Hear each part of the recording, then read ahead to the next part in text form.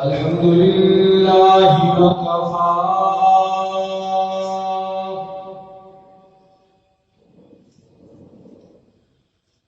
الذي خلق الأرض والسماوات العلى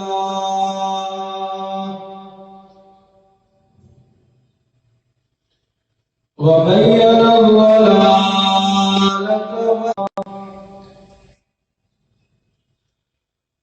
لا شريك له في الأرض ولا في السماء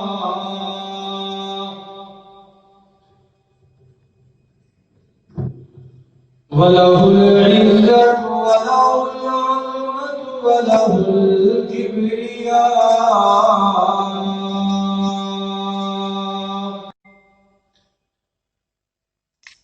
وعليه التوكل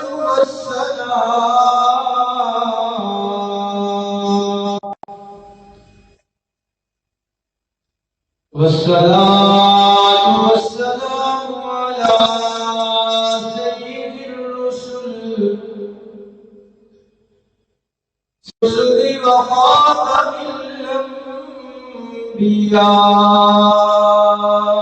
الأنبياء أرسله الله بالحقائق بعد الأنبياء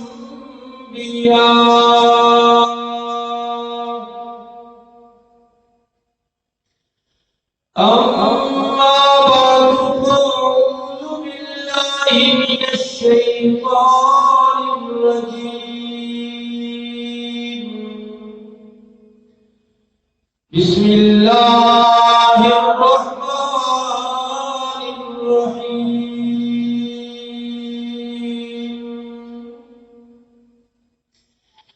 يا أيها الناس أنتم الفقراء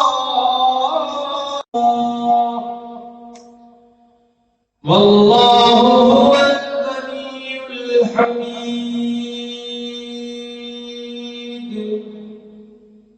العظيم وبلغنا رسوله النبي الأمي الأمين العظيم الكريم وعلى ذلك لمن الشاهدين والشاكرين والحمد لله رب العالمين اللهم صل على محمد وعلى آل محمد كما صليت على إبراهيم وعلى آل إبراهيم إنك حميد مجيد اللهم بارك على محمد وعلى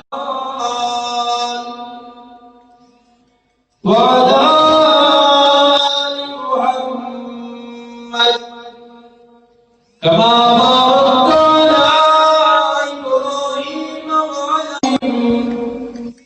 إنك حميد مجيد.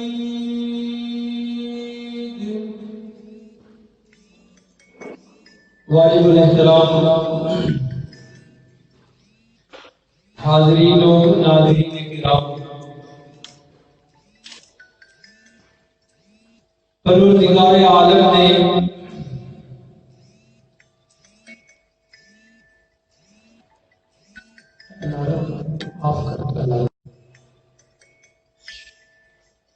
کلوز کر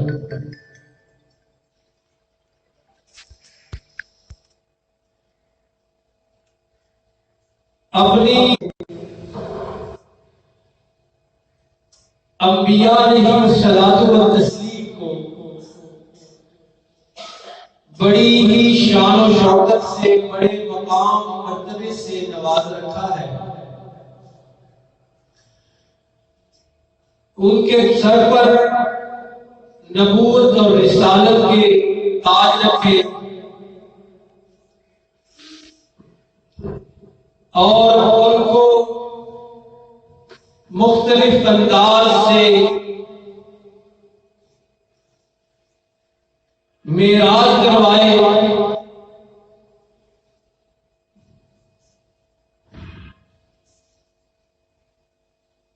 انبیاء علیہ الصلوۃ والتسلیم کے مراتب کو دیکھ کر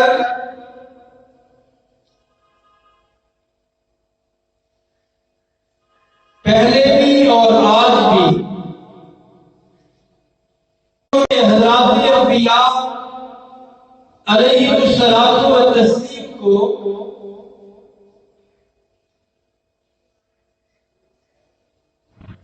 اللہ کا شریک سمجھنا شروع کر دیا.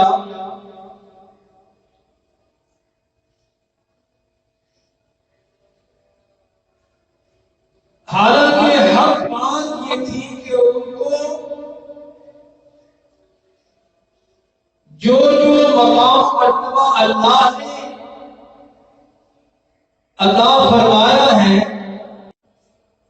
وہ تسلیم کیا جائے اس پر. لیکن جو مرتبہ، جو مقام اور جو صفت اللہ نے نبیوں کو عطا نہیں فرمائی، اس کے بارے میں یہ نہ سمجھا جائے، یہ عقیدہ مت رکھا جائے کہ مقام اور فلاں صفت بھی حضرات انبیاء علیہ الصلوۃ والتسلیم میں موجود ہے.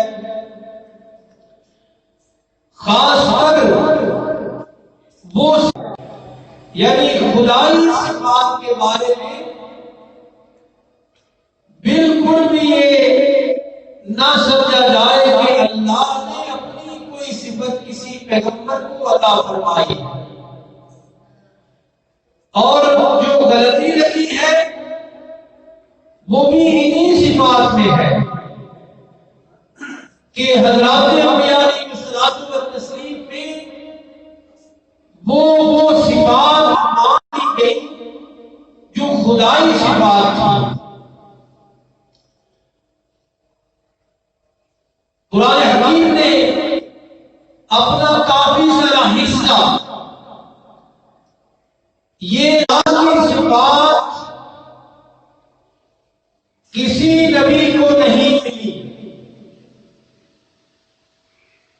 چنانچہ پہلے جن انبیاء علیہ الصلوۃ والتسلیم کے بارے میں یہ سمجھا گیا کہ انہیں اللہ نے اپنی کوئی صفت عطا فرمائی ہے خدائی والی. حکیم نے حضرت عیسیٰ علیہ الصلوۃ والتسلیم کے بارے میں یہ بات فرمائی ہے. فرمایا یا اہل الکتاب لا تغلوا فی دینکم لا تغلوا فی دینکم، اپنے دین کے حوالے سے انہوں نے غلو کیا کیا، کسے اپنے مقام سے بڑھا کر دکھایا. انہوں نے اپنے پیغمبر حضرت عیسیٰ ابن مریم کے بارے میں یہ عقیدہ بنایا کہ وہ اللہ. حضرت عیسیٰ علیہ السلام والتسلیم کے بارے میں ارشاد ہوا انما المسیح عیسی ابن مریم. اور دوسری بات ہم نے یہ کی کہ حضرت عیسیٰ علیہ السلام والتسلیم خدا ہے، اللہ کا حصہ ہے. فرمایا اہل کتاب اس بارے میں بھی قلوب نہ کرو، اللہ کے دیے ہوئے مقام سے بڑھا کر حضرت عیسیٰ کو پیش نہ کرو. اور قرآن کہتے ہیں اصل مقام یہ تھا رسول اللہ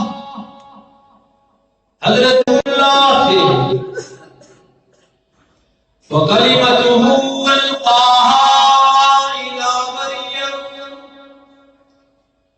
اور فرزند خدا ہونے کا جو تمہیں شبہ پیدا ہوا ہے اس کی حقیقت یہ ہے کہ حضرت عیسیٰ علیہ السلام اللہ کے کلمہ تھے جو اللہ نے حضرت مریم کی طرف ڈالا. وَرُوحٌ مِّنْهُ، اور حضرت عیسیٰ علیہ السلام اللہ کی طرف سے بھیجے ہوئے. فَآمِنُوا بِاللَّهِ وَرُسُلِهِ، بس اللہ پر ایمان لاؤ اور اس کے رسولوں پر. ثلاثہ، تم نے جو تین خداؤں کا عقیدہ اپنے پاس سے اللہ کے دیے ہوئے مقام میں تجاوز کر کے حد سے بڑھ کر بنا لیا ہے. وَلَا تَقُولُوا، یہ مت کہا کرو. اس بات پہ ذرا توجہ رکھیے گا. اللہ نے یہاں 3 دفعہ لا استعمال کیا. موجودہ حالات میں جاہل ملا اس کا انکار کرنا ضروری ہو چکا ہے، اس کی تردید کرنا ضروری ہو چکا ہے. اسی انداز میں آج بات ہوگی. پہلا فرمایا لا تغلوا فی دینکم، اپنے دینی معاملات میں تم نے غلو نہیں کرنا. جتنا مقام اللہ نے اس ہستی کو دیا ہے اس سے زیادہ نہیں دینا. لا کے منع کیا ہے کہ نہیں؟ فرمایا پھر منع کی بات، اللہ کے بارے میں حق کے سوا تم نے کوئی بات نہیں کہنی. پھر لا فرمایا لا تقولوا ثلاثہ، بنا دلیل اپنے پاس سے تم نے عقیدہ بنایا کہ خدا تین ہے تو تم نے کہہ دیا. اس کا یہ مطلب نہیں کہ تمہیں کہنے دیا جائے. بلا دلیل ایک عقیدہ بنا کے دوسروں پر بھی تھوپنے. حضرت مریم بھی خدا، حضرت عیسیٰ بھی خدا اور اللہ بھی خدا. تو تمہارے کہنے کی وجہ سے تمہیں کھلی چھٹی نہیں مل سکتی. فرمایا کہنا منع آیا کہ نہیں آیا؟ اس پہ غور فرمانا. اسی کو آج پہلے میں حق کے سوا کچھ نہیں کہنا. اللہ نے کیوں انہوں بڑا کچھ کہتے ہیں، اللہ نے انہوں نے نوازے ہیں. ان خوبصورت جملوں کی اوٹ میں انبیاء اور اولیاء رحمت اللہ ان میں خدائی صفات مانی جا رہی ہے. تو اس لیے فرمایا اللہ تقولوا واللہ الا الحق. تمہیں کس نے بتایا کہ اللہ نے ان کو خدائی صفات دی ہے؟ اللہ کے حق کے سوا کچھ نہیں کہنا. اور اسی طرح ان کی واضح احتیاط اس کا یہ مطلب نہیں کہ تین ہی ہے. لا تقولوا ثلاثہ، تم نے کہنا ہے کہ تین خدا نہیں ہے. کتنے ہیں اسی آیت میں ہے. اور یہ بھی سمجھ لیجیے کہ قرآن اتنا ہی نہیں کہتا کہ یوں کر لو وہ کر لو. قرآن سامنے والے بھی بتلاتا ہے کہ یہ کرو تو بہتر رہو گے، یہ نہ کرو اچھے رہو گے، بعد آ جاؤ تو اچھے رہو گے. یہاں بھی وہ لفظ موجود ہے. فرمایا سبحانہ وَيَكُونَ لَهُ وَلَدٌ، اللہ کی ذات اس بات سے پاک ہے کہ وہ کسی کو بیٹا بنائے. لَهُ مَا فِي السَّمَاوَاتِ وَمَا فِي الْأَرْضِ، کائنات انسانی میں، زمینوں میں، آسمانوں میں جو کچھ ہے وہ اسی کا ہے. تو شروع میں نے عرض یہ کیا اور یہ تو بھی انشاءاللہ عزیز بیان ہوگی تشریف لائے کہ حضرات انبیاء علیہ السلام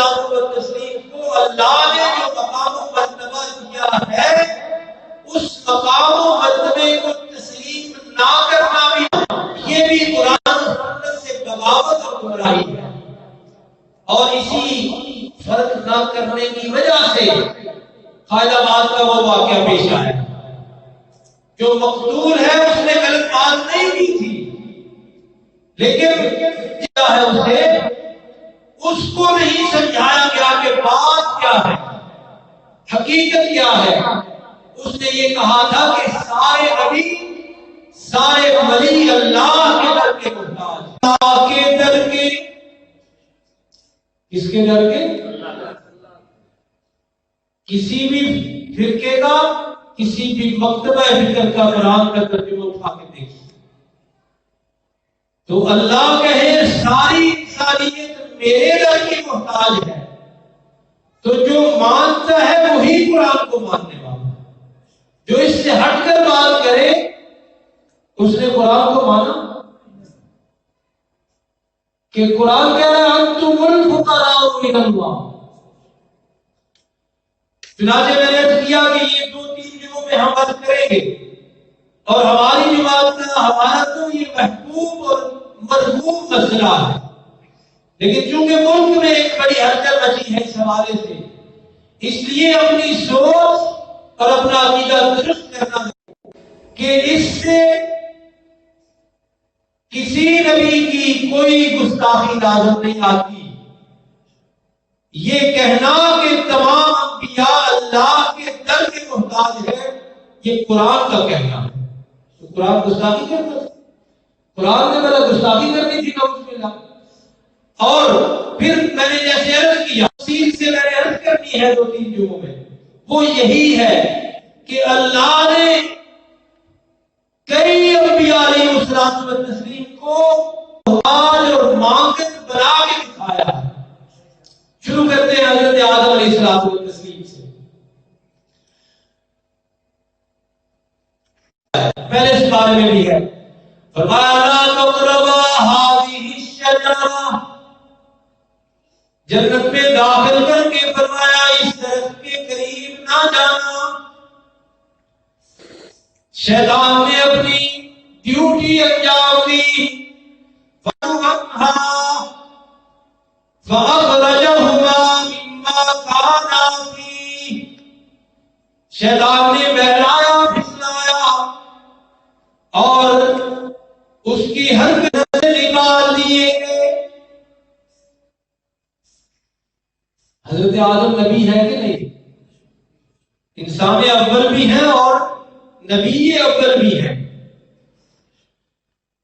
مستند روایات میں آتا ہے کہ حضرت آدم اور حوا کو جب زمین میں بھیجا گیا تو دونوں میں جدائی بھی ڈال دی گئی، دونوں کو الگ الگ کر دیا۔